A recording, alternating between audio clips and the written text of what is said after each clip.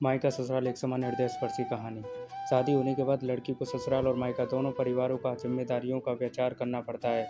सोनल का रिश्ता तय हुआ और घर की बड़ी बेटी होने के कारण वो अच्छी पढ़ाई करके नौकरी कर रही थी। घर में वही सबसे बड़ी होने के कारण मायके की जिम्मेदारी भी उसकी थी। भाई था, लेकिन उसका काफ़ी छोटा था अभी। उसके माँ बाप के लिए इतने बच्चों की पढ़ाई और घर चलाना मतलब आसान नहीं था। उसके पिताजी प्राइवेट जॉब करते थे और माँ भी घरों के काम करके जितना हो सके उतने काम करके अपने घर की मदद करती थी। सोनल की शादी तय करने का वक्त आया। तभी उसके दो बहनें और भाई पढ़ाई कर रहे थे। उसकी शादी नीलेश के साथ तय हुई थी। तभी उसने स्पष्ट बताया था कि शादी होने के बाद भी मुझे मायके को सपोर्ट करनी पड़ेगा। छोटे भाइयों की पढ़ाई होनी अभी बाकी है और पिताजी बहुत बीमार रहते हैं। उनका भी हॉस्पिटल और दवाइयों का खर्चा इतना आसान बात नहीं है। सोनल थी तब तक माँ पिताजी को कोई टेंशन नहीं था। वह मन से करती थी। सब कुछ उसे पता था हालातों के बारे में। उसके भाई बहन उनके पैरों पर खड़े हों और उनकी पढ़ाई भी हो जाए, सारी समस्याएं।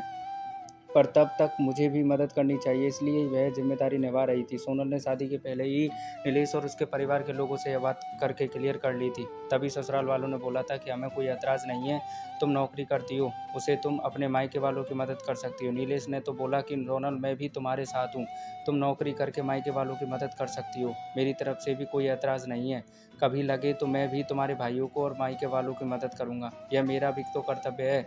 हमारे दोनों फैमिली शादी के बाद मेरे लिए समान होगी, ऐसे में दोनों परिवार की जिम्मेदारी निभाना मेरी होगी।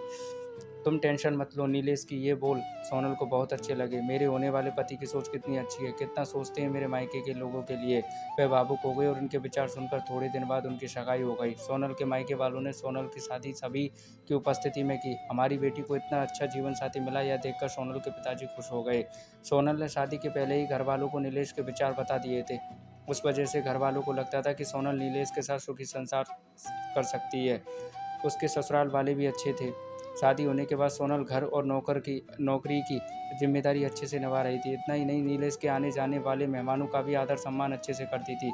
हर एक जिम्मेदारी वो अच्छे से निभा रही थी। ससुराल और मायका दोनों फैमिली को वह समान ही मानती थी। ससुराल के लोगों को तो उसने अपना बना लिया था, सब अच्छा चल रहा था, पर नया नया ही सब अच्छा था। बाद में उसका असली रूप, नीलेश और उसके घर वालों का स्वभाव सोनल के सामने आया। वह कहावत है ना, हाथी के दांत खाने के अलग और दिखाने के अलग होते हैं, ऐसे लोग थे वह। सोनल ससुराल वालों को भी पैसे देती थी, बचत भी करती थी, खर्च भी करती थी। उसे भी समझता था अपना ही घर है यह। उसे सभी बातों की जिम्मेदारियों का एहसास था, इसलिए खुद पर पैसे खर्च नहीं करती थी। ससुराल और खुद का खर्च खुद का सब करके वह थोड़ी मदद करके भाइयों के लिए करती थी। उनकी पढ़ाई चालू थी, पढ़ाई मतलब थोड़े पैसे तो चाहिए ही थे ना। पर यह नीलेश को भी पसंद नहीं था और उसके मायके वालों को सोनल मदद करती थी, इसलिए नीलेश चिल्लाता था। ये वही आदमी था जिसने खुद ने शादी के पहले बोला था कि वक्त आने पर मैं भी मदद करूंगा। उसकी मदद की अपेक्षा सोनल को नहीं थी।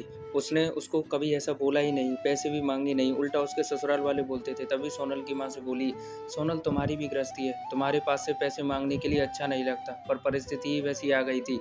उसकी माँ को बहुत बुरा लगता था। उसकी 2 नंबर की पहनने वाले पार्ट टाइम जॉब करने की शुरुआत की, इसलिए अब उसका अपने मायके वालों को पैसा देना सास को बिल्कुल पसंद नहीं था। वह तो सभी को बताती थी कि सोनल जॉब करती है, सभी पैसे मायके में देती है। ऐसी आधी सच बातें सोनल को अच्छा नहीं लगता था, पर करे भी तो क्या। उसे भी पता था कि अपने मायके की परिस्थिति ठीक नहीं है। थोड़ी बहुत मदद की तो क्या हुआ, मुझे कहाँ ज़िंदगी भर मदद करनी है भला। आज ना कल भाई की पढ़ाई पूरी होकर वो अच्छी नौकरी करेगा, माँ बाप की जिम्मेदारी अच्छे से निभाया और बहनें तो अपने ससुराल चली जाएंगी, ऐसा सोनल उसके मन में समझा रही थी। वो किसी भी प्रकार की नेगेटिव बातों का भी विचार न करते हुए सिर्फ दोनों फैमिली का भला चाहती थी। इतना ही नहीं, सोनल नीलेश के माता पिता का हॉस्पिटल और मेडिसिन का खर्चा उठाती थी। नीलेश तो कभी पूछता भी नहीं था, सब सोनल ही देखती थी। उसे हमेशा उसकी सास बोलती थी, किया तो क्या हुआ, वह उसका कर्तव्य है, पर ऐसे नहीं बोलती थी कि मायके की मदद करना भी एक कर्तव्य है। यह मात्र भूल गई थी। दोनों साइड का विचार वह करती ही नहीं थी। कई दिनों बाद सोनल के पिताजी को उनको छोड़कर चले गए, तब भी वह हारी नहीं, सब मैनेज कर रही थी। सोनल मायके वालों की मदद अभी भी करती है।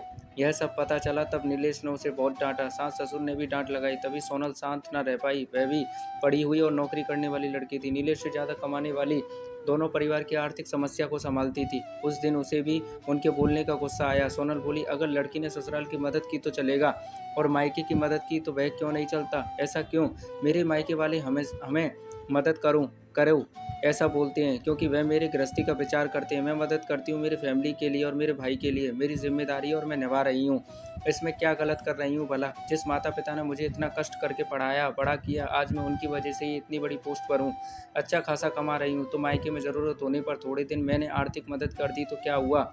हाँ, मैं आपका भी सब करती हूँ, हमारी गृहस्थी और भविष्य इसका विचार करके बचत भी जमा कर रही हूँ। यह सब बातें सोनल की सुनकर उसके ससुराल वाले उसे कुछ भी नहीं बोल पाए। कुछ दिन बीते, बाद में सोनल की सास बहुत बीमार हुई। उनकी बेटी उनको पैसे देने चाहिए थे, तो वो खुद ने आधे पैसे भरने के लिए तैयार हुई। तब सोनल बोली, दीदी हम दोनों हैं ना, नीलेश और मैं देखते हैं पैसों का, आप चिंता मत करो। नहीं भाभी, मेरा भी कर्तव्य है, माँ है वह मेरी। माँ बाप के लिए लड़का लड़की दोनों ही समान होते हैं, दोनों को साथ में बड़ा करते हैं। पढ़ाई नौकरी उनकी ही वजह से पूरी होती है। तो ऐसे वक्त में मायके में लड़की ने मदद की तो क्या होगा? मैं भी जॉब करती हूँ, मेरी भी सेविंग्स है। अर्थात सोनल भी ऐसे विचारों की थी। अपनी बहन की बातें सुनकर नीलेश और उसके माँ बाप का सिर शर्म से झुक गया। वह बोली, शादी होने के बाद भी मायका लड़की के लिए पराया नहीं होता। लड़की ने कभी तो मायके की भी जिम्मेदारी ली, अपने माता पिता के लिए कुछ किया तो कुछ बिगड़ नहीं जाता। यही बात सोनल कितने दिनों से बोल रही थी, तभी उसके सास को ये बात अच्छी नहीं लगती थी। यही बात बेटी ने बोली और उसने की हुई मदद, यह सब देखकर हमने सोनल के साथ अच्छा बर्ताव नहीं किया। उससे उसकी सास को पछतावा होने लगा। नीलेश को भी बहुत बुरा लगा। दोनों ने सोनल से माफ़ी मांगी, क्योंकि उनको भी समझ में आया कि शादी होने के बाद भी लड़की की मायके की जिम्मेदारी कर्तव्य भूला नहीं जाता।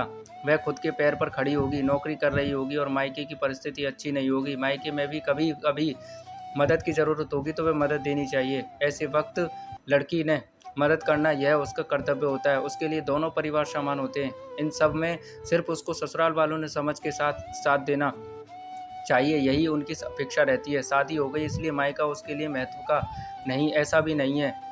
लड़की की ससुराल के प्रति जिम्मेदारी होती है, वैसे ही मायके की जिम्मेदारी भी होती है। दोस्तों, मायका और ससुराल दोनों एक समान होते हैं। यह संदेश देने वाली हृदयस्पर्शी कहानी आपको कैसी लगी, कमेंट में बताइएगा, और अच्छी लगी तो अपना प्यार देने के लिए लाइक कीजिएगा। थैंक यू दोस्तों।